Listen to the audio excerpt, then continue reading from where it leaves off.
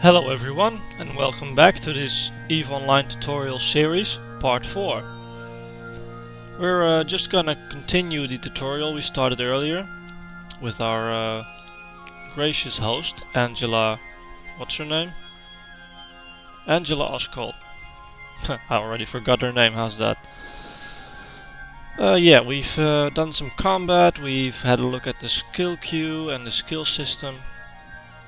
And I think it's about time we make some money. So let's see. Replacing your old repair module with a much better one. As a reward for completing that mission, you were given an improved repair module. You can now swap out your old civilian module for a proper military grade one.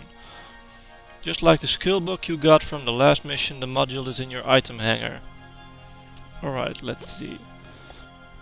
Open the fitting. This is our civilian shield booster. And we're gonna swap it out for a new and improved one. Get out. Small shield booster 1. I'll take this one out. I'll put that one back in. Civilian shield booster is the lowest form of... well, civilian is the lowest tier. And then you have regular, like small, medium, large shield booster. And the one behind the name indicates the tier. You have tier 1 and tier 2. But we'll get into that later.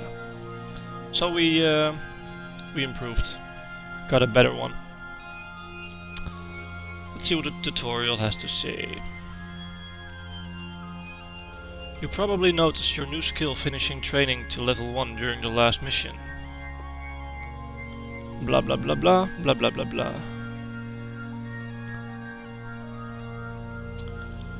In the main pane you can see a list of skill categories. Locate spaceship commands and click it to expand that category and view the skills in it.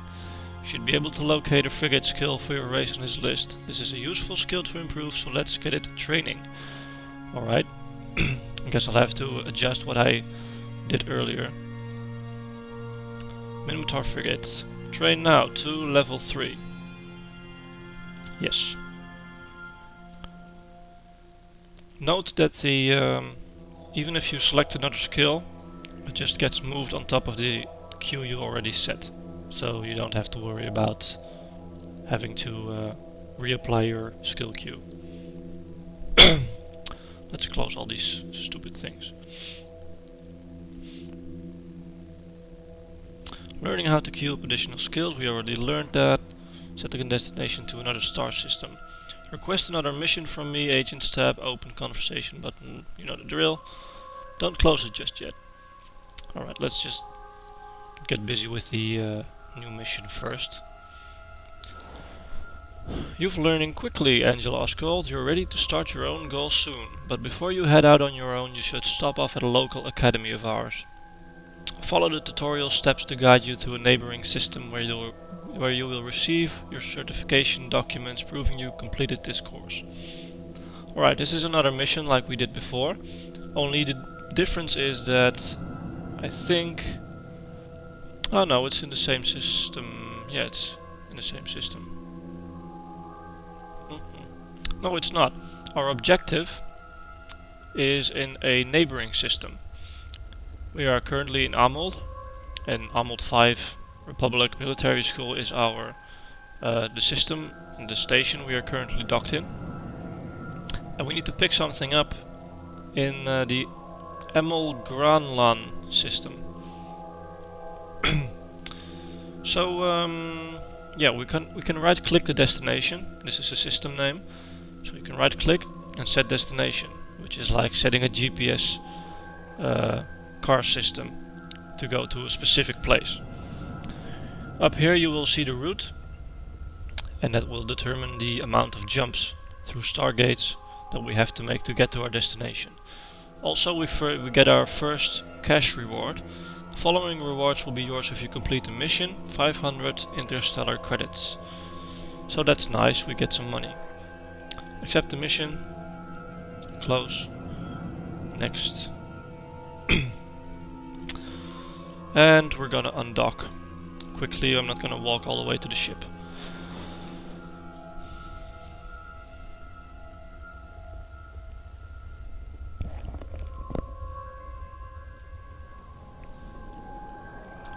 Alright, so to jump, as it were, to the neighboring system where we need to go, we have to use a stargate. Each system has stargates in it, so that you can connect to the neighboring systems. And you basically go from one stargate to another, to another, to another, until you are where you need to go. In this case it's just one jump, but if you have to go to the other side of the universe, you might just have to do 60 jumps.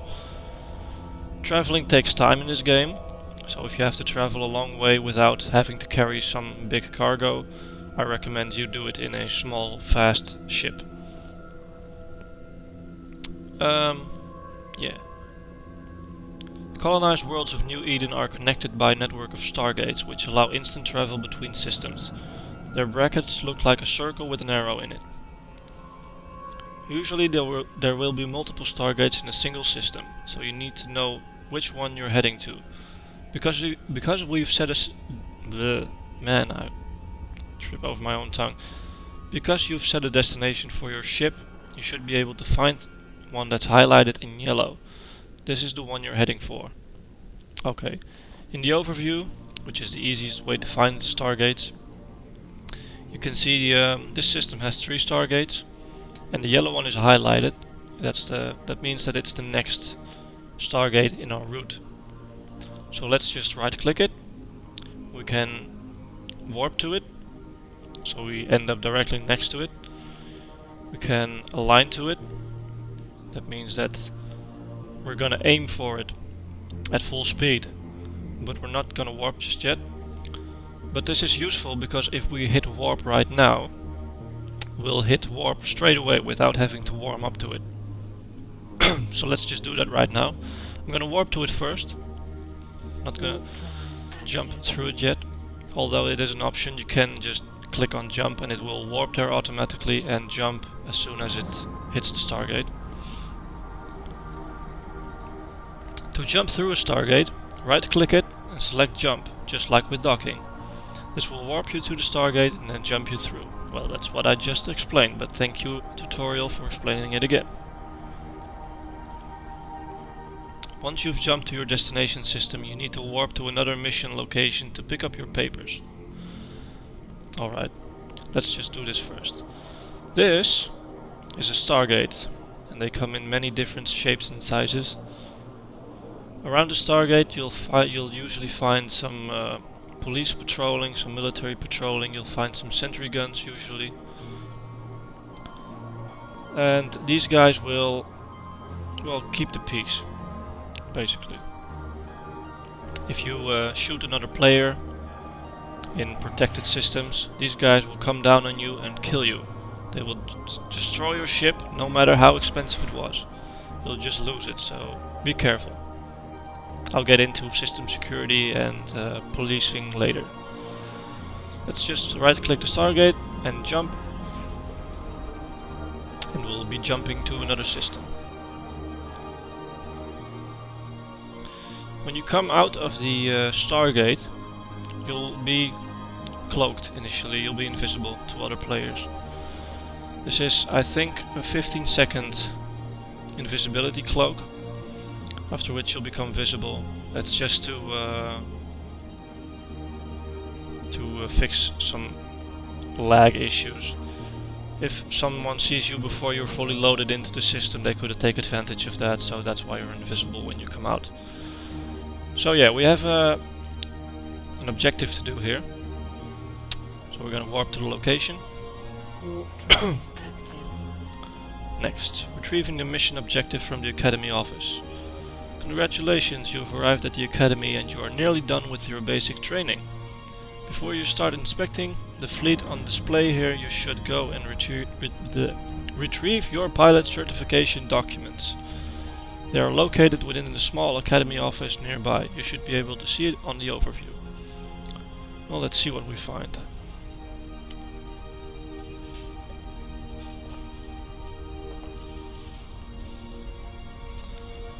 Oh, that's a long warp, this one.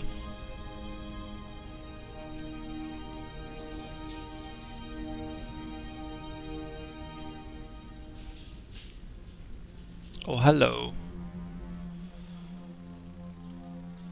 Minotaur Academy office. Let's open the cargo. One way to take your stuff out is the loot all button, which we used earlier. The other one, if you want to just take one particular thing out, or if there's junk in there that you don't want, just take the item and drag it to your ship, and it will be added to your cargo hold. Up here you can see the capacity of your cargo hold. We have 120 what is it? Square? No, not square meters. I forgot the English term for it. Meter 3. Well, if you know what it means, let me know, because I forgot. We got pilot certification papers. And we're going to continue. Let's take a moment and learn how to look more closely at your surroundings. You should notice that there are a number of ships on display at the Academy. You can view them all more closely by using the look at function. Well, I already did that, but fine, okay. Oh, cool! This is new, actually. Never seen this before. They have all the, well, almost all the race's ships lined up here, so you can take a closer look at them. This, for instance, is a Maelstrom, which is a battleship class, and it's pretty big. That's us right there, and this is in fact, I'm gonna go and put my ship right beside it so you can see how much bigger that ship is. Oh, approach.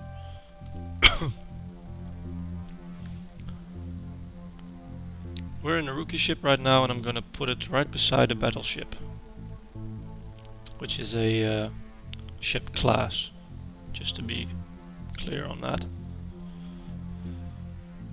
Okay, let's stop the ship. Right next to it right now. Should be good. Look at it,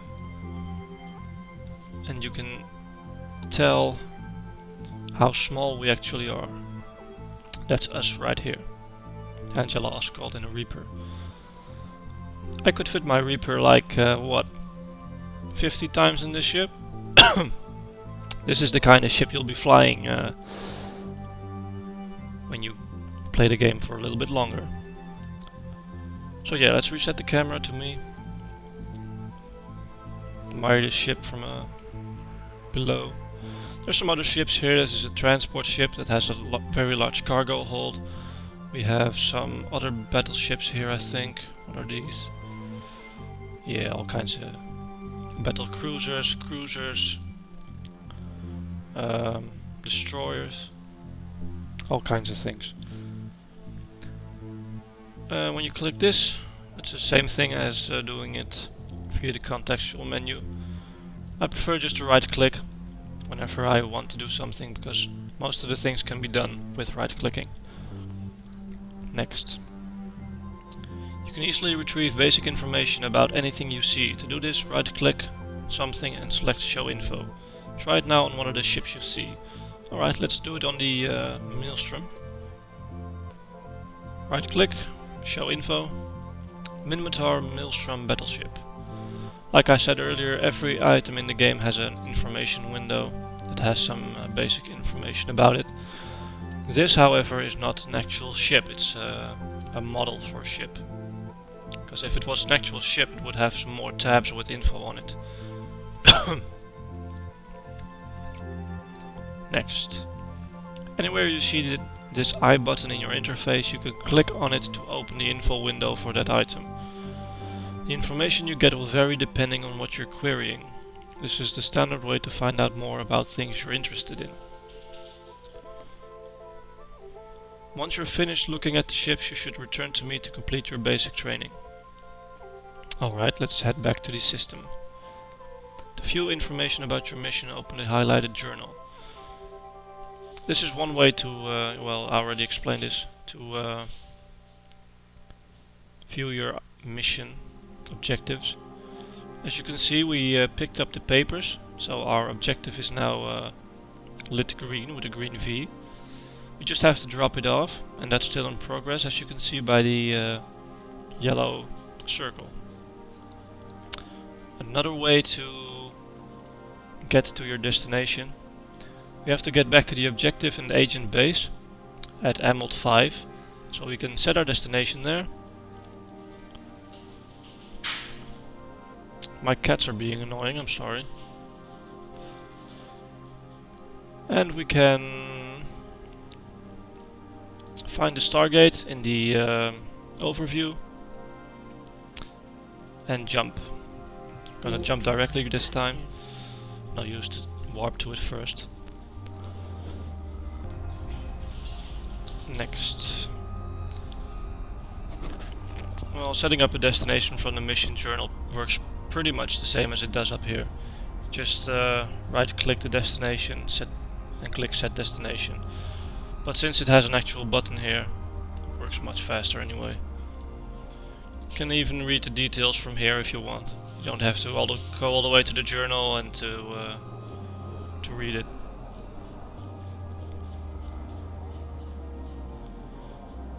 As you can see, it jumps automatically, I don't have to do anything.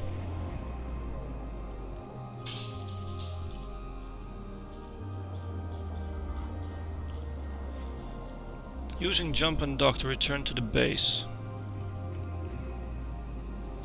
Now the destination is set, jump back through the Stargate with the yellow bracket to your starting solar system. You may need to scroll down the overview to find it. I'm already in the starter solar system. Don't be weird. Alright, we're going to dock back to the station. We'll warp to her automatically and dock automatically. So let's just wait till it has that done. Alright, we're back in the station. Gonna talk to Aura real quick. Complete the mission and collect our cash prize. Congratulations, Angela Oscald, you have graduated from the pilot certification course. I'll be providing you with some basic information now on where to go. Request a new mission whenever you're ready. Alright, we're gonna pick that up in the next episode. Before I say goodbye, I wanted to touch on one more subject, which is your wallet. We were just paid some money, some ISK. And you can see in your wallet our balance.